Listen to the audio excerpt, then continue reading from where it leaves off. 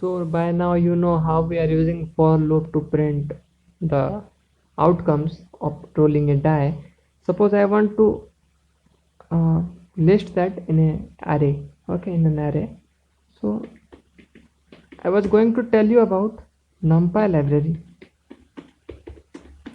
See, this NumPy library is a superset of the this library, random library. Okay, so suppose I design outcome. Okay, outcome will be, say, I'm taking the range. Okay, so uh, np is the library, the sub library is random, and the function in this library is rand int. Okay, random integer. So random integer that I am saying it, I want to find this range.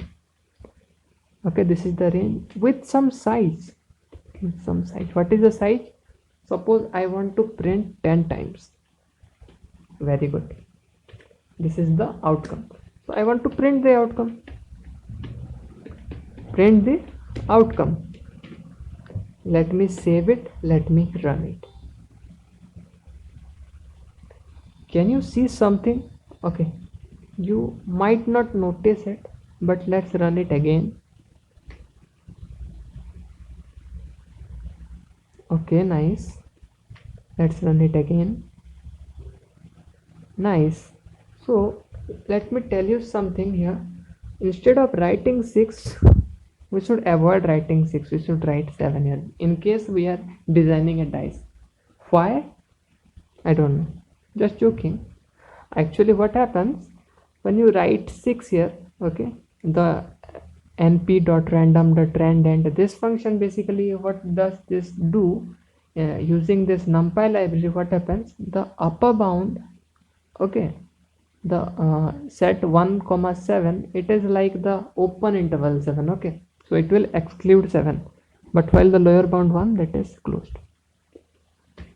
So using 1,7 you will get 6. Okay, here you can see you can get 6. Nice. So you have designed something like this you have never seen before. So why are we doing this using codes? Because you can get an idea what you are doing, right? Whatever you are doing, you should get an idea. Suppose 100 times this is done, this is the result.